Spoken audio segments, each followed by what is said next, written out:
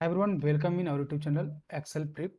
आज हम लोग फिजिकल केमिस्ट्री शुरू करेंगे। तो ये हमारा फर्स्ट चैप्टर होगा, सॉलिड स्टेट जहाँ हम लोग पढ़ेंगे। ठीक है, तो बेसिकली हम लोग सॉलिड स्टेट को ख़त्म करेंगे। इसके बाद हमारी लाइक पैरेलल तीनों क्लासेस चलेंगी, फिजिक्स और मैथमेटिक्स की भी। तो हम आपको यहाँ पे केमिस्ट्री पढ़ाएंगे। तो आज हम लोग फिजिकल केमिस्ट्री के फर्स्ट चैप्टर लाइक ये हमारा फर्स्ट चैप्टर होगा अभी। तो हम लोग सॉलिड स्टेट से शुरू करेंगे। तो सॉलिड स्टेट में जाने से पहले हम लोग सॉलिड के बारे में कुछ चीज़ें देख लेते हैं। लाइक हम बात करें, और सॉलिड की हम बात करें तो सॉलिड के अंदर क्या क्या चीज़ें हमारी होती है। लाइक हम फर्स्ट चीज़ बात करें तो हमारा क्या होता है, एक इंटरमॉलिक्यूलर फोर्स होता है हमारा। ठीक है, एक हमारा लाइक हम जो चीज़ों को डिफ्रेंशिएट करते हैं, लाइक हम जो किसी मैटर को डिफ्रेंशिएट करते हैं, जो हमारा सॉलिड है, लिक्विड है या फिर गैस है, ये चीज़ें हम लोग बताते हैं। तो उसके लिए हम लोग क्या करते हैं, पहले हम इंटरमॉलिक्यूलर फोर्सेस की बात करते हैं। तो इन दैट केस अगर हम बात करें सॉलिड के केस में, तो इंटरमॉलिक्यूलर फोर्स हमारा जो होता है वो हमारा क्या होता है, मैक्सिमम होता है। वेट सॉरी, तो इंटरमॉलिक्यूलर फोर्स हमारा कैसा होता है, मैक्सिमम होता है। ठीक है, ओके। फिर अगेन हम बात करें एक चीज़ और, जो इंटरमॉलिक्यूलर डिस्टेंस होता है। देखो, इंटरमॉलिक्यूलर फोर्स अगर मैक्सिमम होगा मतलब कि हमारे क्या होगा, जो जो हमारे पार्टिकल्स होंगे वो पार्टिकल क्या होंगे, बहुत पास पास आ जाएंगे because of that force. In forces की वजह से हमारे क्या होगा, पार्टिकल्स हमारा पास पास आ जाएंगे। तो मतलब कि इंटरमॉलिक्यूलर डिस्टेंस हमारा जो होता है वो हमारा क्या होता है, इंटरमॉलिक्यूलर डिस्टेंस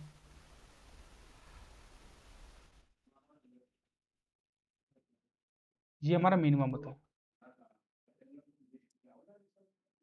ठीक है, तो ये तो हम बात करेंगे कुछ सॉलिड की। लाइक कोई हमारे मैटर है वो हमारा जब सॉलिड स्टेट में होता है तो हमारी क्या क्या चीज़ें होती है, हम लोग इस ऐसे बात कर लेते हैं थोड़ी चीज़ों के बारे में।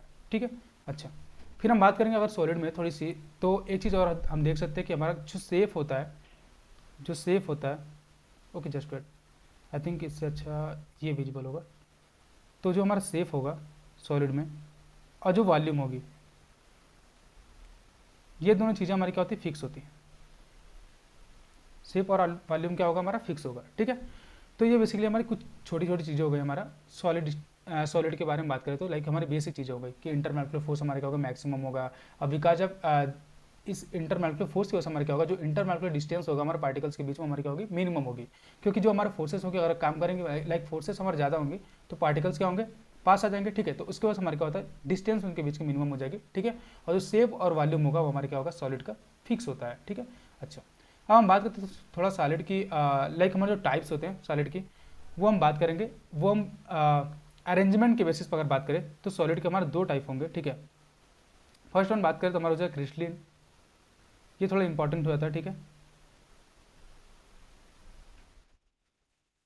यहाँ से चीज़ें थोड़ी समझने वाली होगी। लाइक फर्स्ट हमारा क्या हो जाएगा, क्रिस्टलिन। सेकेंड हमारा क्या हो जाएगा, अमारफस। ठीक है, तो पहला हमारा हो जाएगा क्रिस्टलिन, दूसरा हमारा हो जाएगा अमारफस। ठीक है, अच्छा। तो क्रिस्टलिन की अगर हम बात करें तो इसके बारे में आप लिख सकते हो, ये हमारा क्या ऑर्डर्ड अरेंजमेंट होता है। क्या होता है, ऑर्डर्ड अरेंजमेंट।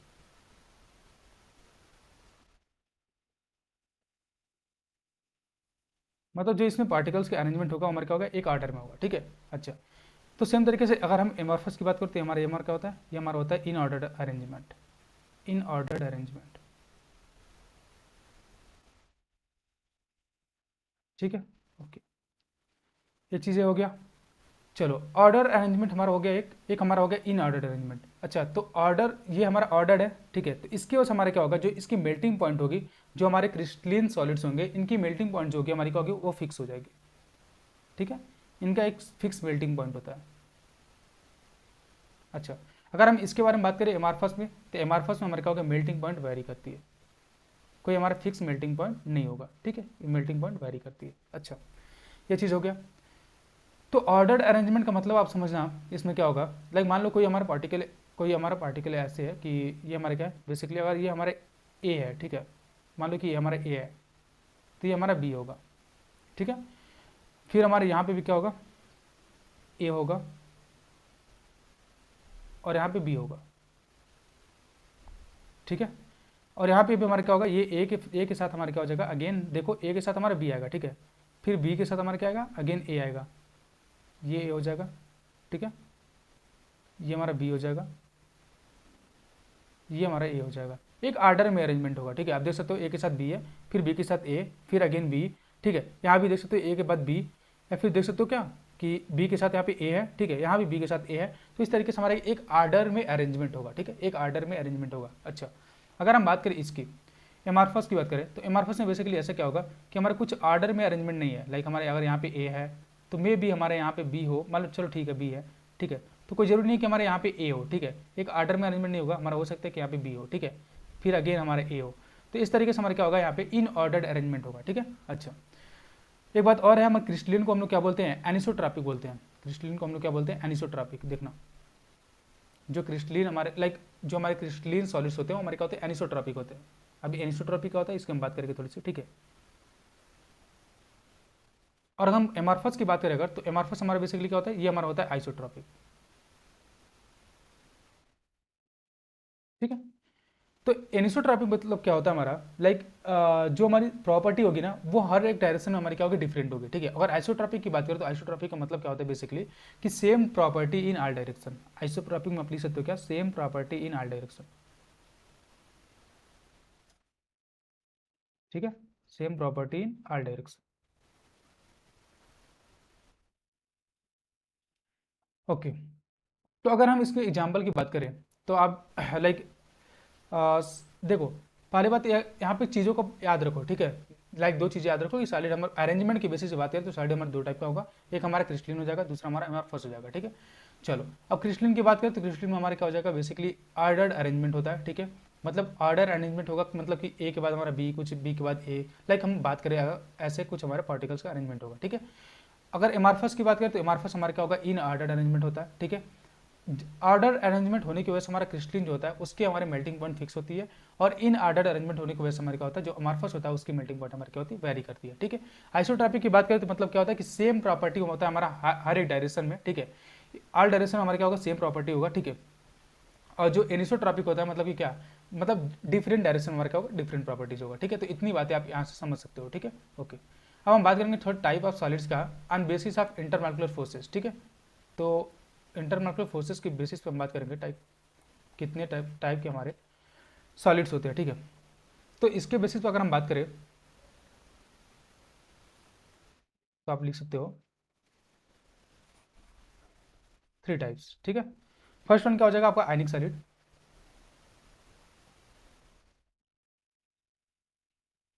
ठीक है। सेकंड हो जाएगा कोवेलेंट सॉलिड,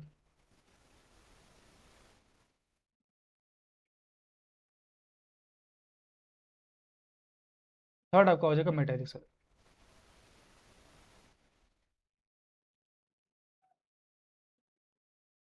ठीक है। तो ये तीन सॉलिड्स होते हैं हमारे इंटरमॉलिक्यूलर फोर्सेस के बेसिस पे, ठीक है। फर्स्ट हो जाएगा हमारा आयनिक सॉलिड, सेकंड हमारा हो जाएगा कोवेलेंट सॉलिड, और तीसरा हमारा हो जाएगा मेटालिक सॉलिड। तो आप यहाँ पे लिख सकते हो क्या, सिंपल लिख सकते हो कि if ionic bond causes solid formation,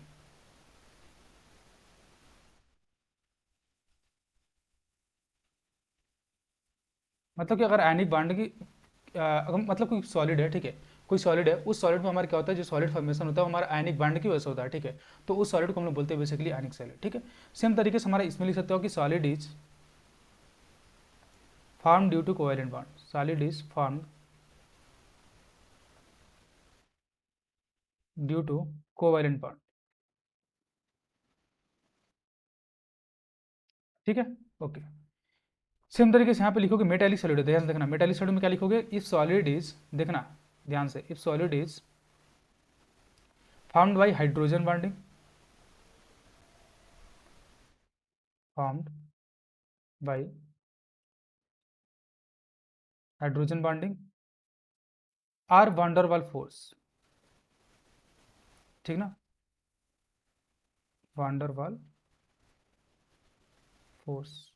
तो ध्यान से देखना क्या क्या चीज़ें इंपॉर्टेंट है, ठीक है।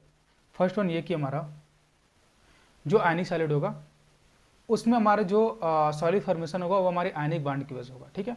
कोवेलेंट सॉलिड की बात करें तो कोवेलेंट बॉन्ड की वजह से हमारे क्या होगा, फॉर्मेशन होगा सॉलिड का, तो उसको हम लोग कोवेलेंट सॉलिड बोलते हैं, ठीक है। मेटालिक सॉलिड की बात करें तो मेटालिक सॉलिड में हमारा जो बॉन्डिंग होता है वो हमारा हाइड्रोजन बॉन्डिंग या फिर वान डर वाल फोर्सेस होती है, ठीक है। वो हाइड्रोजन बॉन्डिंग होगा या फिर पार्टिकल के बीच हमारे क्या होगा, वान डर वाल फोर्सेस होती है, ये बात आप ध्यान रखना, ठीक है। ओके, चलो अगर हम इसमें एग्जाम्पल की बात करें तो आप लिख सकते हो आयनिक बॉन्ड में एग्जाम्पल क्या लिखोगे आयनिक सॉलिड में, सॉरी, तो आयनिक सॉलिड में लिखेंगे क्या, ऑल बेसिस आर, जितनी भी बेसिस होती है हमारी, ठीक है, जितनी भी बेसिस होती हैं वो हमारी क्या होती हैं, ionic bond, sorry ionic solid, ठीक है, तो all basis are ionic solid, clear, okay. Second क्या लिखेंगे, कोवेलेंट में बात करें तो डायमंड हो जाएगा, ये एग्जाम्पल हो जाएगा हमारा कोवेलेंट सॉलिड का, डायमंड, ग्रेफाइट, ठीक है, ये दोनों एग्जाम्पल हो जाएंगे हमारे कोवेलेंट सॉलिड के, मान लो, ठीक है। चलो मेटालिक सॉलिड की बात करें तो हमारे H2O हो जाएगा आइस के फॉर्म में, बेसिकली आइस हम बात कर रहे हैं, ठीक है, और दूसरा हमारा हो जाएगा I2, ठीक है, ये भी हमारे क्या होगा सॉलिड के फॉर्म में। अगर आयोडीन हमारा क्या है सॉलिड के फॉर्म में, तो हमारा हो जाएगा मेटालिक बॉन्डिंग उसमें, ठीक है, मेटालिक सॉलिड, बेसिकली हमारा आइटम क्या होता है, वान डेर वाल्स फोर्सेस होंगे, ठीक है। तो इस तरीके से हम लोग समझ सकते हैं कि चीज़ों को हमारे क्या होता है, बेसिकली क्या क्या टाइप्स होंगे हमारे सॉलिड के, ठीक है। तो दो चीज़ें हमने बात करी, एक हमने अरेंजमेंट के बेसिस पे बात करी, तो अरेंजमेंट के बेसिस हमने देखा क्रिस्टलिन और एमॉर्फस होते हैं। अब ध्यान रखना, क्रिस्टलिन हमारा जो होता है वो ऑर्डर्ड अरेंजमेंट होता है, एमॉर्फस जो होता है हमारा इन ऑर्डर्ड अरेंजमेंट होता है, ठीक है। और आर्डर्ड अरेंजमेंट होने की वजह से हमारा क्या होता है, क्रिस्टलिन का मेल्टिंग पॉइंट फिक्स होता है, इन आर्डर्ड अरेंजमेंट होने की वजह से हमारा क्या होता है, एमॉर्फस का मेल्टिंग पॉइंट हमारा वेरी करता है, ठीक है। अच्छा, जो हमारे क्रिस्टलिन होते हैं वो हमारे क्या होते हैं, एनिसोट्रॉपिक होते हैं। जो आर्डर्ड अरेंजमेंट होता है, ध्यान से देखना, जो आर्डर्ड अरेंजमेंट होता है वो हमारे क्या होता है, एनिसोट्रॉपिक होता है, मतलब उनकी अलग अलग डायरेक्शन में अलग अलग प्रॉपर्टी होती है, ठीक है। अगर हम बात करें एमॉर्फस की, तो एमॉर्फस में बेसिकली क्या होता है कि ये हमारा आइसोट्रॉपिक होते हैं, मतलब कि हमारे सेम प्रॉपर्टी होती है हर एक डायरेक्शन में, ठीक है। अच्छा, फिर हम बात करें types of solid on basis of intermolecular forces, तो इंटरमॉलिक्यूलर फोर्सेस की बात करें तो इसकी बेसिस पर हमारे सॉलिड के तीन फॉर्म होते हैं, एक हमारा आयनिक सॉलिड, दूसरा कोवेलेंट सॉलिड, तीसरा हमारा मेटालिक सॉलिड। तो अगर आयनिक बॉन्ड की वजह से हमारा जो सॉलिड फॉर्मेशन होता है उसको हम लोग बोलते हैं आयनिक सॉलिड, ठीक है। कोवेलेंट बॉन्ड की वजह से जो हमारा सॉलिड का फॉर्मेशन होगा उसको हम लोग बोलते हैं कोवेलेंट सॉलिड, और जो हमारा हाइड्रोजन बाइंडिंग या फिर वान डेर वाल्स फोर्सेस की वजह से सॉलिड का फॉर्मेशन होगा उसको हम लोग बोलते हैं मेटालिक सॉलिड, ठीक है। ये तीन चीज़ हो गई हमारी, ठीक है। अगर हम एग्जाम्पल की बात करें तो आयनिक सॉलिड में हमने बताया कि जो भी हमारी बेसिस होती है, सारी बेसिस हमारी क्या होती है, आयनिक सॉलिड होती है, ठीक है, ओके। सेकंड बात करें तो डायमंड, ग्रेफाइट, इस तरीके की जो हमारी चीज़ें होती है वो हमारी क्या होंगी, कोवेलेंट बाइंडिंग होती है इनमें, और हमारे क्या होता है कोवेलेंट सॉलिड होता है, ठीक है। अच्छा, मेटालिक सॉलिड की बात करें तो मेटालिक सॉलिड में हमने देखा आइस, लाइक जो हमारे H2O आइस के फॉर्म में होता है वो हो जाएगा। फिर हमने बात किया आयोडीन की, ठीक है, तो ये हमारे दोनों क्या हो जाएंगे, मेटालिक सॉलिड हो जाएंगे, ठीक है, ओके, ठीक है। अब हम थोड़ी बात करेंगे यूनिट सेल की।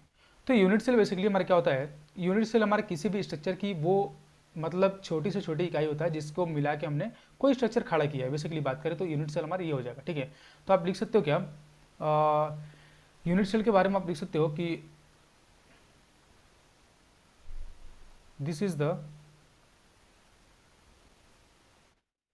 स्मॉलेस्ट यूनिट, ठीक है, ऐसे आप लिख सकते हो कि this is the smallest unit, like हमने इसका यूज करके बेसिकली, या फिर प्राइमरी यूनिट लिख सकते हो, लाइक स्मॉलेस्ट ही होगा बेसिकली यूनिट सेल की बात करें तो। मतलब कि क्या होता है कि इस चीज़ का हमने लाइक हमने अगर कोई मकान बनाया, ठीक है, हमने कोई घर बनाया, तो उस घर को बनाने में हमने बहुत सारे ब्रिक्स का यूज़ किया होगा, ब्रिक्स के साथ हमने मोर्टार का भी यूज़ किया, ठीक है। बट बेसिकली हमारा क्या हो कि ब्रिक्स को हमने एक आर्डर में रखा, ठीक है, और ब्रिक्स का यूज करके बेसिकली हमने घर को बनाया, ठीक है। हमने और भी चीज़ें ऐड करी, लाइक हमने बहुत सारी कम्प्लीमेंट्री चीज़ें यूज की, बट हमारा मेन कंपोनेंट इस तरीके से दिखा तो हम ब्रिक्स हो गया, ठीक है। तो ब्रिक हमारे बेसिकली क्या हो जाएगा, इस घर के लिए हम बात करें तो यूनिट सेल हो जाएगा, मतलब कि इसका हमने यूज किया, ये हमारा स्मॉलेस्ट यूनिट है, इसका यूज करके हमने क्या किया, एक घर बना लिया, ठीक है। सेम तरीके से हमारे क्या होता है, किसी भी स्ट्रक्चर की बात करें, किसी भी सॉलिड की बात करें तो सॉलिड क्या, जो स्मॉलेस्ट यूनिट होता है उसको हम लोग बोलते हैं यूनिट सेल, ठीक है, ओके। तो अगर यूनिट सेल के हम टाइप्स की बात करें तो यूनिट सेल के टाइप्स हम कुछ टाइप्स की हम बात करें तो कुछ पैरामीटर्स के बेसिस पे होते हैं, कुछ लोकेशन ऑफ एटम्स के बेसिस पे होते हैं, ठीक है। तो इस तरीके से हमारे यूनिट सेल के कुछ टाइप्स होते हैं, लाइक हम बात करेंगे, ध्यान से देखना, दो चीज़ें होती है, एक होता है हमारा बाय चेंजिंग पैरामीटर्स,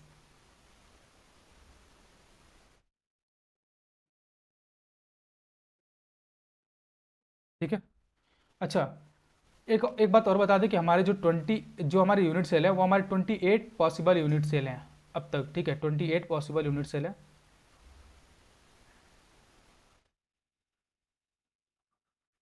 ठीक है। बट जो 14 होते हैं ना, 14 यूनिट सेल ही हमारे क्या होते हैं, नेचर में है अभी, ठीक है। 14 यूनिट सेल ही हमारे नेचर में है, इनको हम लोग ब्रेविस लैटिस बोलते हैं, ब्रेविस लैटिस, ठीक है, इतना बात याद रखना। कि 28 पॉसिबल यूनिट सेल हमारे हो सकते हैं, बट 14 हमारे नेचर में पाए जाते हैं और इनमें लाइक होते हैं, और इनको हम लोग बोलते हैं क्या, ब्रेवियस लैटिस। ठीक है। अच्छा, तो हम बात करें यूनिट सेल के टाइप्स की, तो एक हमारा होता है बाई चेंजिंग पैरामीटर्स। अगर चेंजेस पैरामीटर्स की बात करें तो इसमें हम लोग 7 टाइप्स पढ़ेंगे। ठीक है, इनको हम लोग आने वाले लेक्चर्स में चीज़ों को देखेंगे। ठीक है, तो बेसिकली इनमें क्या होता है, हम चीज़ों को याद रखते हैं, लाइक हमारे एंगल का क्या चीज़ें होती है, क्या हमारा साइड का वो होता है। ठीक है, लाइक जो हमारे यूनिट सेल होंगे उस यूनिट सेल हमारा क्या होता है, क्यूबिक हो सकता है, फिर हमारा बात करें तो टेट्रागोनल हो सकता है, रोबोहेड्रल हो सकता है। तो हमारे ये सब चीज़ें क्या होती है, हम बात करेंगे इनके बारे में। ठीक है, क्यूबिक, आर्थोरामिक, रोबोहेड्रल, टेट्रागोनल, ठीक है, ट्राइक्लिनिक, ये सब चीज़ों के बारे में हम लोग बात करेंगे आने वाले लेक्चर्स में। तो हम वहाँ पे आपको चीज़ों को दिखाएंगे कि हमारा एंगल का क्या रिलेशन है, फिर हमारा साइड का क्या रिलेशन है। ठीक है, तो ये सब चीज़ों की हम बात करेंगे वहाँ पे। ठीक है, अभी हम लोग बात करेंगे बस जो हमारे लोकेशन ऑफ एटम के बेसिस पे होते हैं ना टाइप्स। एक हमारा होता है बाई चेंजिंग पैरामीटर्स, हम पैरामीटर्स को चेंज करते हैं वहाँ पे। ठीक है, पैरामीटर्स तो आप समझ रहे हो, साइड एंड एंगल। ठीक है, साइड का साइज जो होता है वो, और एक हमारा एंगल होता है। ठीक है, दूसरा हम बात करेंगे बाई लोकेशन ऑफ एटम, कि जो हमारा एटम है वो हमारा कहाँ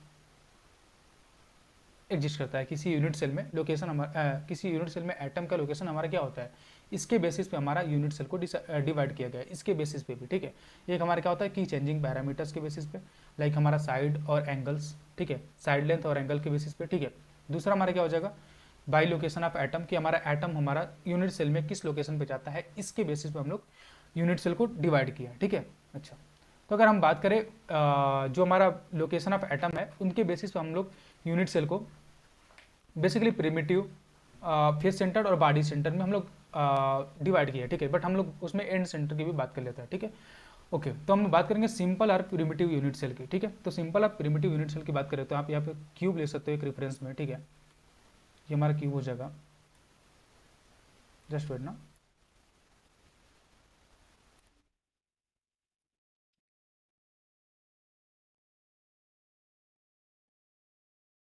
ओह सॉरी, वेट,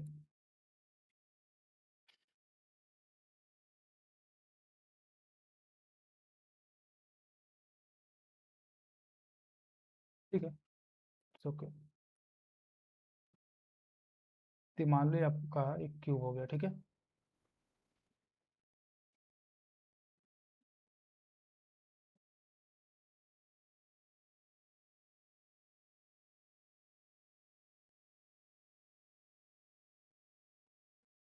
हम अभी बात करें क्यूब में, देखो जो हम बात करेंगे लोकेशन ऑफ एटम की जो बात करेंगे उसमें हम सब किसकी बात करते हैं, हम लोग बेसिकली बात करते हैं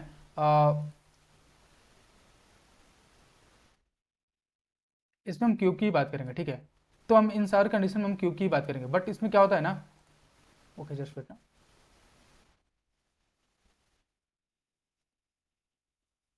बट इसमें क्या होगा हमारा, इनमें हम बात करेंगे कि एटम जो होता है हमारा वो बेसिकली यूनिट सेल में जाता कहाँ है, हम इस बेसिस पे बात करते हैं टाइप्स की। ठीक है, बाकी सारे कंडीशन में हमारे क्या होगा, जो हमारा यूनिट सेल होगा वो हमारा क्या होगा, क्यूब ही होगा। ठीक है, चलो कुछ अच्छा फिगर उतना नहीं बना, बट ठीक है, फिर भी हम लोग इस चीज़ से समझ सकते हैं बातों को। ठीक है, अगर हम सिंपल या प्रिमिटिव क्यूबिक सेल की बात करें तो बेसिकली इसमें क्या होता है, जो भी हमारे एटम्स होते हैं वो हमारे कॉर्नर पे जाते हैं। सिंपल सी बात है, जो भी एटम्स होंगे वो हमारे कॉर्नर पे जाएंगे। ठीक है, तो इसमें आप कॉर्नर्स गिनो कितना है, 1 2 3 4 5 6 7, और ये हो गया हमारा 8। चलो, और एक बात और ध्यान रखोगे आप क्या, कि एक कॉर्नर जो होता है आपका ना, वो एटम का 1/8 पोर्शन कंटेन करता है, 1/8 ऑफ एन एटम। ठीक है, एक कॉर्नर हमारा एक एटम का 1/8 पोर्शन कंटेन करता है। ठीक है, तो इस तरीके से हमारा नंबर ऑफ कॉर्नर्स कितने हो गए, देखो एक corner 1/8 of an atom portion, क्या लाइक हमारा क्या होता है, देखो एटम क्या होगा बेसिकली, मान के चलो कुछ हमारा ये ऐसे एटम हो गया। ठीक है, तो इसका 1/8 पोर्शन मान लो कुछ ये हो गया।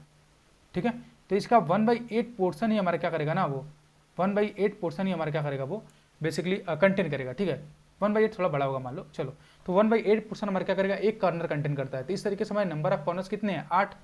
तो आप क्या लिखोगे, नंबर ऑफ कॉर्नर्स अगर 8 हो गए और एक कॉर्नर हमारा 1/8 ऑफ एन एटम कंटेन करता है, तो हमारा क्या हो जाएगा, टोटल नंबर ऑफ एटम कितने हो जाएंगे, टोटल नंबर ऑफ एटम देखो एक कॉर्नर से हमारा 1/8 एटम आता है, 1/8 एटम एक कॉर्नर से आता है। नंबर ऑफ कॉर्नर कितने हैं? 8। तो हमारे टोटल नंबर ऑफ एटम कितने हो जाएंगे? 1। ठीक है, तो आप नंबर ऑफ एटम याद रखोगे जो हमारा प्रिमिटिव यूनिट सेल होता है, या फिर प्रिमिटिव क्यूबिक सेल होता है, या फिर यूनिट सेल बोल सकते हो, या फिर सिंपल क्यूबिक सेल बोल सकते हो। तो इनमें हमारा जो नंबर ऑफ एटम होता है वो हमारा क्या होता है? 1 होता है। आप ऐसे याद रखोगे, ठीक है। तो आप एक बात ध्यान रखोगे, जो कॉर्नर होता है हमारा, जो हमारा कॉर्नर होता है यूनिट सेल का, वो हमारा 1/8 ऑफ एन एटम कंटेन करता है। ठीक है, 1/8 ऑफ एन एटम कंटेन करता है। ठीक है, ओके। नेक्स्ट बात करेंगे हम बॉडी सेंटर की। ठीक है, बॉडी सेंटर क्यूबिक की बात करेंगे, तो इसमें हमारा क्या होगा? ओके, जस्ट वेट ना, जस्ट वेट।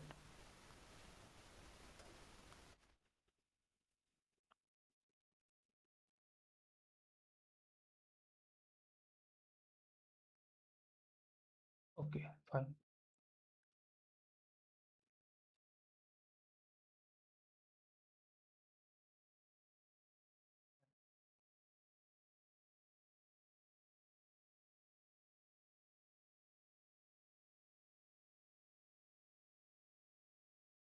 ठीक है, चलेगा। ये हमारा हो गया फेस सेंटर्ड। फेस सेंटर्ड हो गया। अब इसमें थोड़ा सा और मतलब हमारा कुछ नई बातें आएंगी। ठीक है, इसमें हमारा क्या होगा? उसमें क्या था हमारा? बेसिकली बात करें प्रिमिटिव क्यूबिक सेल जो था हमारा, उसमें जो नंबर ऑफ एटम्स थे हमारे, या फिर जो एटम्स थे हमारे, वो बेसिकली क्या आ रहे थे? वो हमारे आ रहे थे यूनिट सेल के कॉर्नर पे। ठीक है, अब हम बात करेंगे फेस सेंटर्ड क्यूबिक की। तो फेस सेंटर्ड क्यूबिक में क्या होता है हमारे? बेसिकली इसमें हमारे जो एटम होंगे ना, वो हमारे एटम कहाँ आएंगे? वो हमारे एटम आते हैं आपका फेस के सेंटर पे और बॉडी के कॉर्नर पे। और हमारे जो क्यूब होता है, ये क्यूब हमारे जो यूनिट सेल है, यूनिट सेल के हमारे कॉर्नर पे आएंगे, प्लस इनके हमारे जो फेस के सेंटर है ना, फेस के सेंटर पे आएंगे। ठीक है, ध्यान से देखना। जैसे हम बात करें तो ये हमारा हो गया एक कॉर्नर। ठीक है, ये हमारे 8 कॉर्नर हो गए। ठीक है, 8 कॉर्नर हो गए। यहाँ पे कुछ चीज़ें आपको याद रखनी पड़ेगी। ठीक है, बताता हूँ मैं, ध्यान से देखना। क्या याद रखोगे कि जो हमारा कॉर्नर होता है वो किसी एटम का 1/8 पोर्शन कंटेन करता है, 1/8 ऑफ एन एटम। ठीक है, चलो इतना बात तो मैंने बता ही दिया था पहले भी। ठीक है, कि 1/8 ऑफ एन एटम हमारा क्या करता है? कोई एक कॉर्नर हमारा कंटेन करता है। ठीक है, फिर हम बात करेंगे फेस की। तो फेस हमारा बेसिकली क्या होता है? जो हमारा फेस का सेंटर होता है, बेसिकली हम फेस सेंटर की बात कर रहे हैं। ठीक है, तो फेस जो होता है हमारा, वो 1/2 ऑफ एन एटम कंटेन करता है, 1/2 ऑफ एन एटम कंटेन करता है। कि मतलब जो फेस का सेंटर होता है बेसिकली, वो एक एटम का 1/2 पोर्शन कंटेन करता है। अब ध्यान से समझना, चीज़ों को विजुअलाइज करना मैं बताता हूँ। ठीक है, जैसे मैं मान लो ये क्यूबिक है। ठीक है, अब ध्यान से समझो, इस ये चीज़ आपका क्या है? क्यूब है। ठीक है, ये क्यूब है। अगर इस क्यूब की इस वाल को जो ये साइड का वाल है ना, आप साइड का वाल देखो जहाँ पे मेरी कर्सर जा रही है। ठीक है, ये साइड की वाल को मान लो मैं इस फ़ोन से कंपेयर करूँ, तो अगर ये फ़ोन आपका ऐसे है, ठीक है, ये साइड की वाल है। ठीक है, ये साइड की वाल है, इस साइड की वाल है। ठीक है, इस साइड की ये वाल है, इस वाली साइड की, जो जो यहाँ पे करना देख रहे हो कर्सर आप। ठीक है, तो ये साइड की वाल आपको मान लो ये फ़ोन हो गया। ठीक है, अगर आप इस एक एटम को इस पर पुट करो, एक बॉल ले लो। ठीक है, उस बॉल को क्या करो आप? सेंटर से लेके लाइक इसमें पुट करो, इसमें धसाना हो, मान लो बॉल को काट लो बीच से, इसमें धसाओ। फिर आप क्या देखोगे कि 1/2 पोर्सन अंदर आएगा, 1/2 पोर्सन बाहर जाएगा, है ना? तो बेसिकली अंदर ये हो जाएगा। अगर हम इस साइड की बात कर रहे हैं, बेसिकली इस साइड की बात कर रहे हैं, तो अंदर ये वाला पोर्शन हो जाएगा, बाहर ये हो जाएगा। तो आप एक बॉल लो, ठीक है, उस बॉल का करो काट दो थोड़ा सा। ठीक है, काटने के बाद क्या करो? इसमें डालो। ठीक है, इसमें डालो, फिर देखो 1/2 पोर्सन इधर जाएगा, 1/2 पोर्सन इधर आएगा। हम हाफ से काटने की बात करें तो सेम तरीके से क्या होगा हमारा? अगर इसके सेंटर पे लाइक ये हमारा क्या हो गया? फेस हो गया मान लो, तो फेस के जो सेंटर होगा ना, फेस के सेंटर पे अगर यहाँ पे एटम आता है, तो 1/2 पोर्सन इसका आउटसाइड हो जाएगा, 1/2 पोर्सन आपका अंदर हो जाएगा। तो यूनिट सेल के अंदर आपका 1/2 ऑफ एन एटम आएगा। इतना बात आप याद रखो कि जो यूनिट सेल का फेस होगा उसके सेंटर पे हमारे क्या होगा? एटम आता है, और 1/2 ऑफ एन एटम आता है। क्लियर है? ठीक है, तो इसमें नंबर ऑफ फेसेस आप काउंट कर सकते हो। नंबर ऑफ फेसेस काउंट करो कितने हैं? तो 1 2 3। देखो एक क्या होगा हमारे लाइक एक ऊपर, फिर नीचे, फिर दोनों दो साइड्स के हो गए। ठीक है, फिर एक आगे का, एक पीछे का। इस तरीके से नंबर ऑफ फेसेस आपको 6 मिलेंगे, देख सकते हो आप। ये एक साइड का हो गया, उसका सेंटर हम ले रहे हैं। ठीक है, फिर ये दूसरी साइड का हो गया, ये हमारा क्या हो गया? देखो ऊपर वाला हो गया। ठीक है, ये ऊपर वाला फेस है। फिर ये हमारा क्या हो गया? नीचे वाला फेस हो गया, है ना? फिर हम आगे की फेस की बात करें तो आगे की फेस हमारा ये हो जाएगा, और इसके पीछे की बात करें अब सबसे पीछे वाली, तो ये हमारा कुछ पीछे का फेस हो गया। अब थोड़ी सी विजुअलाइज करो चीज़ों को, और नहीं समझ पाते हो तो आप क्यूब ले सकते हो एक, ठीक है, कोई आप क्यूब का रेफरेंस ले सकते हो, आपको घर में कोई क्यूब हो, ठीक है, या फिर क्यूब आईडी ले सकते हो, थोड़ी सी चीज़ों को समझ सकते हो उस बात को, ठीक है। ओके, चलो, तो अगर हम इसमें नंबर ऑफ एटम्स की बात करें तो देखो कॉर्नर से जो हमारे थे, कॉर्नर से कितने एटम आएंगे, देखो 1/8 हमारा एक कॉर्नर कंटेन करता है, और कॉर्नर कितने हमारे 8, तो 1 एटम हो जाएगा, ठीक है। अच्छा, अगर हम बात करें कॉर्नर तो हमारा हो गया, ठीक है। अगर हम बात करें फेस का सेंटर के, ठीक है, फेस पे आप देख सकते हो क्या होगा, फेस पे कितना आ रहा है, फेस जो हमारा होता है, लाइक हमारा जो एक फेस होता है वो हमारा 1/2 ऑफ एन एटम कंटेन करता है, 1/2 ऑफ एन एटम कंटेन करता है, ठीक है। तो एक एटम का 1/2 पोर्सन, और हमारे फेस कितने 6, तो 1/2 इंटू 6 हो जाएगा, तो यहाँ से हमको मिल जाएगा 3 एटम। क्लियर है, ठीक है। अगर हम बात करें इसमें टोटल नंबर ऑफ एटम्स कितने हो जाएंगे, तो टोटल नंबर ऑफ एटम्स हमारे हो जाएंगे, ओ सॉरी,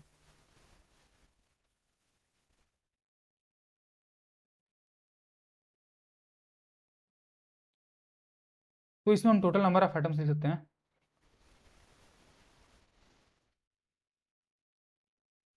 कितना हो जाएगा देखना, 1 + 3 है ना, 4 आइटम्स। चलो, तो ये हमारा हो गया फेस सेंटर्ड क्यूबिक के बारे में, ठीक है। ओके, देखो अभी तक चीज़ों को थोड़ी सी विजुलाइज करना थोड़ा आसान था, लाइक फेस के सेंटर को, आप फेस को या फिर कॉर्नर्स को थोड़ी आसानी से समझ पा रहे थे। अब हम बात करेंगे बॉडी सेंटर क्यूबिक की, तो इसमें चीज़ों को थोड़ी सी ध्यान से समझना पड़ेगा, ठीक है। तो बॉडी सेंटर क्यूबिक की हम बात करेंगे, ठीक है। ओके, तो ये हमारा नेक्स्ट टाइप है body centre cubic. Oh just पढ़ना, ओके फाइन, ओके।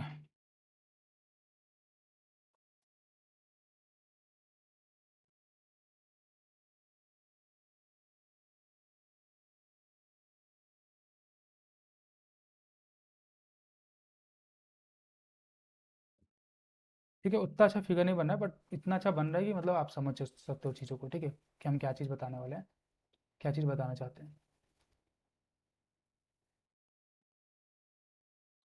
हम थोड़ी सी चीज़ों को विजुअलाइज कराएंगे, आप विजुअलाइज करने का कोशिश करना, ठीक है, क्योंकि सॉलिड स्टेट को समझने के लिए आपको 3D में चीज़ों को विजुअलाइज करना पड़ेगा, ठीक है। ओके, तो बॉडी सेंटर क्यूबिक का क्या सीन है कि जो बॉडी सेंटर क्यूबिक होता है ना, इसमें हमारे जो एटम्स आते हैं वो हमारे कहाँ आते हैं, कॉर्नर प्लस बॉडी सेंटर, जो बॉडी होती है ना बॉडी के सेंटर पे, ठीक है, कॉर्नर पे आएंगे और बॉडी के सेंटर पे आएंगे। तो चलो कॉर्नर तो सेम है, आपका जो 8 कॉर्नर होंगे हमारे ये हो जाएंगे, ठीक है, ये हमारे 8 कॉर्नर हो जाएंगे, ठीक है। चलो 4 तो आपको दिख गया, 4 नीचे का देख लो आप, ठीक है। चलो 8 कॉर्नर तो आपको हो गए, ठीक है। अब हम बात करेंगे बॉडी के सेंटर का। तो बॉडी सेंटर क्या होता है, आप थोड़ी चीज़ों को थोड़े ढंग से विजुलाइज करना। मान लो आप जिस रूम में बैठे हो, ठीक है, जिस रूम में बैठे हो आप उसको क्यूबिकल शेप मान लो, ठीक है। तो उस रूम में कोई एक नीचे का कॉर्नर आप ले लो, कोई एक नीचे का कॉर्नर ले लो, उसके जस्ट अपोजिट देखना, उसके जस्ट अपोजिट डायगोनली हम बात कर रहे हैं, ठीक है, डायगोनली उसके जस्ट अपोजिट आप ऊपर का कॉर्नर ले लो। ध्यान समझना, लाइक हम बात करें, हम जो जहाँ पे हैं इसके जस्ट किनारे एक कॉर्नर है, ठीक है, इसके इस साइड कॉर्नर है, तो हम इस साइड वाले कॉर्नर का नीचे का कॉर्नर लेंगे, ठीक है, नीचे कॉर्नर ले लो। और हम इधर की बात करें तो इधर का जस्ट अपोजिट का ऊपर का कॉर्नर ले लो, ठीक है। इन दोनों को एक इमेजिनरी लाइन से मिला दो, ठीक है, तो एक लाइन मिलेगी दोनों से। क्लियर है, चलो, तो इस लाइन का जो मिड पॉइंट होगा ना वो हमारा होता है बॉडी सेंटर। अब सोचो कि इस लाइन का मिड पॉइंट कैसे निकालेंगे, तो आप क्या कर सकते हो, सेम तरीके से, चलो जैसे ये निकाला ना कि आपने ऐसे करा, ठीक है, सेम तरीके से आप क्या कर सकते हो कि दूसरा कोई कॉर्नर ले लो, ठीक है, जस्ट इसके जस्ट सेम वाले फेस पे, लाइक जिस फेस पे ये कॉर्नर था सेम फेस पे आप दूसरा कॉर्नर ले लो, ठीक है। उस कॉर्नर को लेके आप उसके जस्ट अपोजिट वाले से मिला दो, जस्ट अपोजिट ऊपर वाले कॉर्नर से मिला दो, ठीक है। तो इस तरीके से क्या होगा, 2 डायगोनल होगी, ठीक है, बॉडी डायगोनल होती है बेसिकली, ये बॉडी डायगोनल बोलते हैं इसको, मतलब एकदम बॉडी से हमारे पास होती है, बॉडी के सेंटर से पास होती है। तो ये दोनों बॉडी डायगोनल एक दूसरे को कट करेगी, और जहाँ पे कट करती है वो पॉइंट हमारे क्या होता है, बेसिकली बॉडी सेंटर होता है। तो आप बात को समझो कि आपके एक रूम, जिस रूम में बैठे हो उसको आप एग्जाम्पल ले सकते हो, ठीक है।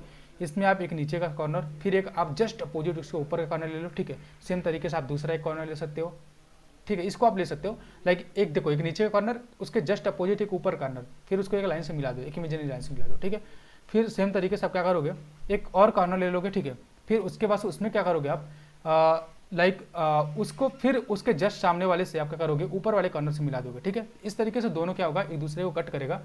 ये बॉडी रेक्टेंगल दोनों एक दूसरे को कट करेंगे और जहाँ पे वो कट करते हैं उसको हम लोग बोलते हैं बॉडी सेंटर। ठीक है, ओके। तो इस तरीके से हमारा जो एटम होगा वो हमारा कॉर्नर प्लस बॉडी के सेंटर पे जाता है। ठीक है, तो आपको जैसे कि पता है कॉर्नर जो हमारा होता है, इस कॉर्नर पे एक एटम का हमारा 1/8 पोर्शन आता है, 1/8 ऑफ एन एटम आता है। ठीक है, अच्छा, तो जो टोटल नंबर ऑफ एटम्स है हमारे वो कितने, जो टोटल नंबर ऑफ कॉर्नर्स है हमारे कितने हैं, 8। तो 8 इंटू 1/8 अगेन आप करोगे तो आपको कॉर्नर पे कितने मिल जाएंगे, कॉर्नर पे आपको 1 एटम मिल जाएंगे। ठीक है, अच्छा, जो बॉडी होती है ना, जो बॉडी होती है बेसिकली एकदम बीचों बीच जो हमारा होता है, लाइक 3D में हम व्यू कर रहे हैं। ठीक है, जो स्पेस में होता है बेसिकली हमारा क्या होता है, वो स्पेस में होता है। ठीक है, तो स्पेस में जो हमारा बॉडी होता है ना, उस बॉडी में हमारा पूरा एक एटम आता है, टोटल एक एटम आता है। ठीक है, तो बॉडी सेंटर पे आप क्या लिखोगे, यहाँ पे लिखोगे बॉडी सेंटर 1 एटम। ठीक ना, बॉडी सेंटर पे 1 एटम। तो इस तरीके से आपका क्या हुआ, एक कॉर्नर पे एटम हो गया, एक हमारा बॉडी के सेंटर पे हो गया। तो टोटल नंबर ऑफ एटम्स कितने हो जाएंगे, टोटल नंबर ऑफ एटम्स वो हमारे 1 + 1 कर लो आप, कितने हो जाएंगे, 2 एटम। ठीक है, तो इस तरीके से चीज़ों को हम लोग समझ सकते हैं। तो बॉडी का सेंटर कुछ हमारा इधर आएगा, बिल्कुल स्पेस में होगा। बेसिकली हम किसी फेस से नहीं ले रहे हैं, वो हमारा बिल्कुल स्पेस में होगा। ठीक है, तो इस तरीके से चीज़ों को हम लोग समझ सकते हैं कि लाइक हमारा प्रिमिटिव क्यूबिक सेल क्या होता है, फिर हमारा फेस सेंटर क्यूबिक सेल क्या होता है, फिर हमारा बॉडी सेंटर क्यूबिक सेल क्या होता है, क्यूबिक सेल या फिर क्यूबिक यूनिट सेल बोल सकते हो। ठीक है, तो ये सब चीज़ों को हम लोग इस तरीके से समझ सकते हैं कि हमारे इसमें नंबर ऑफ आइटम्स कैसे निकालते हैं हम लोग। ठीक है, चलो कुछ पॉइंट्स हमारा जो होगा वो आप नोट में लिख सकते हो। क्या लिखोगे आप, ध्यान से देखना। पहली बात आप ये लिखना कि जो आपका कॉर्नर होगा, कॉर्नर पे किसी एटम का 1/8 पोर्शन आता है। जो फेस का सेंटर होता है या फिर फेस ले सकते हो, ठीक है, उस पर 1/2 आता है। ठीक है, कॉर्नर हो गया, फेस हो गया। फिर बॉडी की बात करें तो बॉडी पे हमारे क्या आता है, 1/1 पोर्शन, टोटल 1 एटम आता है। ठीक है, कॉर्नर पे 1/8, फेस पे 1/2, बॉडी 1 आता है। अगर आप एज को ले लो, देखो एज क्या होता है बेसिकली हम बात करें, इस कोई एक लेंथ, लाइक ये हो सकता है या फिर ये हो सकता है या फिर ये हो सकता है। ठीक है, तो कोई एक एज ले लो, मान लो ये ले लेते हैं। ठीक है, अगर हम इस एज के सेंटर की बात करें, लाइक इसकी, ठीक है, तो एज के सेंटर पे जो हमारा होता है वो हमारा किसी एटम का, एज सेंटर का हमने यूज नहीं किया, हम लोग आने वाले लेक्चर्स में करेंगे। ठीक है, तो एज सेंटर पे हम लोग किसी एटम का 1/4 पोर्शन ले सकते हैं। ठीक है, ठीक है, तो आज के लेक्चर में हम लोग इतना ही करते हैं। ठीक है, यहाँ पे हम लोग स्टॉप करते हैं। आने वाले लेक्चर्स में हम लोग आगे मूव करेंगे और चीज़ों को डिस्कस करेंगे। लाइक हम बात करेंगे पैकिंग फ्रैक्शन क्या होता है, हम उसकी बात करेंगे। ठीक है, फिर हम लोग डेंसिटी वगैरह की बात करेंगे आने वाले लेक्चर्स में। ठीक है, तो अभी के लिए इतना ही, मिलते हैं नेक्स्ट लेक्चर में। Bye bye, thank you.